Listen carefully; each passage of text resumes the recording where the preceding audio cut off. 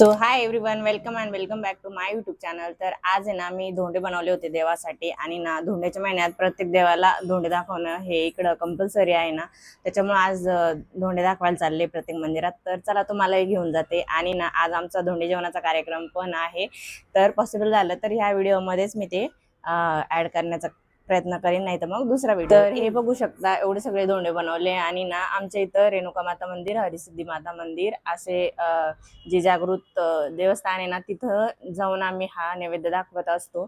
त्यात आधी मी काय केलं, माझ्या देवाला दाखवून घेतले धोंडे दिलाऱ्यांना आणि ना हे ज्यांचा फोटो नाही आमच्याकडं त्यांना। आता हे उरलेले धोंडे ना ते आता आपण घेऊन जाऊया, एकदम मी पॅक करते आणि मग चला तुम्हाला घेऊन जाते। तर आता आपण येऊन पोहोचलेले आहे हरिसिद्धी माता मंदिरला आणि इथं इतकं शांत आणि सुंदर वातावरण आहे ना, इथं एकदा बसलं ना की माणूस बसलेलंच राहतं, कारण ना शहराच्या एकदम जवळ असून सुद्धा इथं इतकी शांतता आहे ना, खूप शांत वातावरण आहे। आणि ना ह्या देवीचं मेन जे मंदिर आहे ना ते उज्जैनला आहे, पण ना हे पण मंदिर मध्य प्रदेशातील जे कारागीर आहे ना त्यांनीच बनवलेलं आहे आणि खूप सुंदर शांत वातावरण आहे। आणि या कुंडाला ना कायमस्वरूपी पाणी असतं। आता इतका उन्हाळा चालू आहे ना तरी पण त्या कुंडाला इतकं पाणी आहे। आणि ना या मंदिरात ना महोत्सव पण असतो, म्हणजे ना जत्रा ती ना नवरात्रीमध्ये असते आणि या गावच्या ज्या लेकी बाळी त्या असतात ना त्या सुद्धा या जत्रेला आलेल्या असतात। खूप मोठी जत्रा असते आणि म्हणून इतकं शांत वातावरण आता दिसतंय, पण नंतर ना डायरेक्टली रांगेत लागून दर्शन घ्यावं लागतं नवरात्रीमध्ये। आणि नवरात्रीमध्ये ना 9 दिवस सगळे जे भाविक असतात ना ते येत असतात,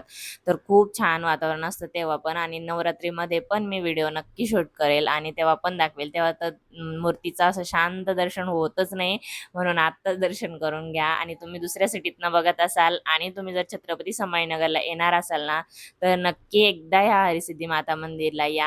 आणि आता आहे ना आम्ही मस्त असं दर्शन घेतलं आणि गर्दी नसल्यामुळे ना एकदम छान दर्शन झालं आणि देवीचं स्वरूप बघून तर कोणाचंही मन एकदम छान होऊन जाईल।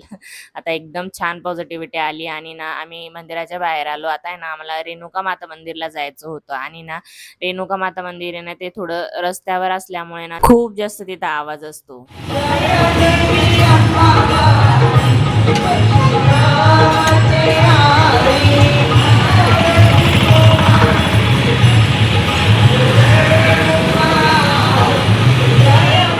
आता आपण आलोय रेणुका माता मंदिरला आणि ना इथे चक्क आरती चालू आहे। तुम्ही जर स्टार्टिंगला आवाज ऐकला असेल ना तर खरंच आरती चालू आहे। तुम्ही पण माझ्यासोबत आरतीला या आणि बघा।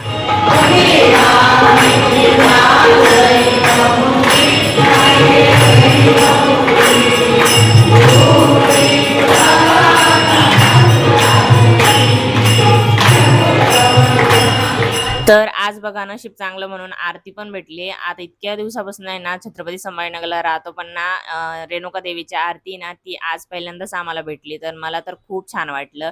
आता आहे ना आम्ही नेक्स्ट आलो होतो आमच्या जवळच्याच गणपती मंदिरामध्ये, म्हणजे आम्ही ज्या कॉलनीमध्ये राहतो ना तिथल्या मंदिरामध्ये आलो होतो आणि तिथं धोंडे ठेवायचे होते। आता ते घरून निघतानाच मी विसरले होते, आधी गणपती बाप्पाला ठेवायचे होते, पण ना हरिसिद्धी माता मंदिर आहे ना तिकडे अंधार पडल्यावर खूप जास्त शांतता होऊन जाते, म्हणून म्हटलं आधी तिकडे जाऊन येऊया। आणि आता इथं धोंडे ठेवले ना मंदिरात जाऊन आले ना, आता ना धोंड्यासाठी मस्त आवरायला घेतले। पहिले ना मी साडी घालून येते आणि मग तुमच्यासोबत बोलते। आता मेकअप ना तो काही करणार नाही, मस्त सिंपल असा मेकअप ठेवणार आहे आणि आता रेडी झाली आहे। आणि आता बघा साडी नेसून कशी दिसते, मी फुल लुक तुम्हाला दाखवते आणि कमेंट्स मध्ये नक्की सांगा कशी दिसते। आता मेकअप वगैरे कायच केला नाही, फक्त ना कॉम्पॅक्ट पावडर लावली आणि झाले रेडी। आता आहे ना आम्ही सगळ्यांनी मॅचिंग फोटो पण मी तुम्हाला दाखवते आणि चला आता धोंडे जेवणाला जाऊया।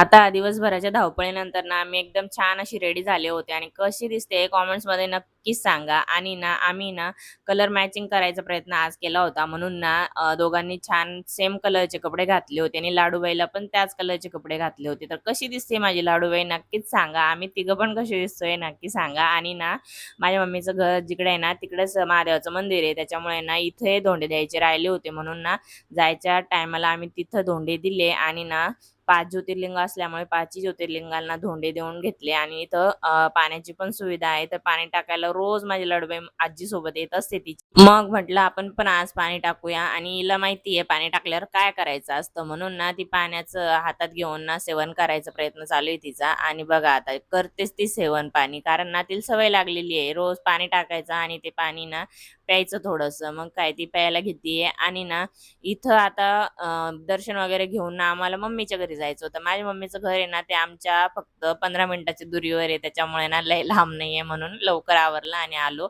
आता इथे ना मीच डेकोरेशन केलं होतं कारण ना डेकोरेशन करायला कोणीच नव्हतं आणि ना माझी मम्मी ते स्वयंपाकात बिझी होती. त्याच्यामुळे ना स्वयंपाक वगैरे झाला आणि आमच्या तिघांचं फोटोशूट करून घेतलं एकदा. फोटोज पण भरपूर असे काढले आणि ना जेवण करून घेतलं आणि नंतर ओवाळायचा कार्यक्रम चालू केला. आता इथे हे माझे पप्पा आहेत जे ना त्यांना ओवाळतायत.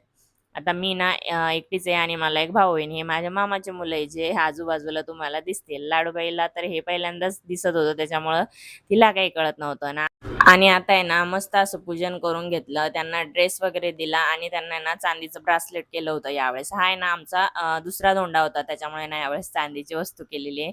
कारण पहिला धोंडा आमचा पहिलेच झाला होता आणि तेव्हा पण लाडूबाई माझ्या पोटात होती आणि माझ्या मम्मीची जी ओटी भरायचा कार्यक्रम ना तो पण राहिलाय माझ्याकडनं. आता उद्या परवा तो करीन मी आणि ना तुम्हाला पण दाखवीन की मी कसं ओटी भरली वगैरे. त्यासाठी साडी पण मी मागवून घेतली आणि ना आता ते पूजेचं सगळं सामान जे असतं ना ते आता आज उद्या घेते खरेदी करून आणि लगेच तो पण व्हिडिओ तुमच्या समोर येईल की मी कसं शूट केलं. आणि असा झाला आमचा धोंडे जेवणाचा कार्यक्रम. सो अशा प्रकारे आमचा धोंडा आणि आजचा दिवस जो आहे तो एंड झालेला आहे आणि आय होप तुम्हाला आजचा जो ब्लॉग आहे तो आवडला असेल आणि आवडला असेल तर लाईक करा, शेअर करा आणि सबस्क्राईब करा. आता भेटूया नेक्स्ट अशाच मोठ्या व्हिडिओ सोबत. तोपर्यंत बाय.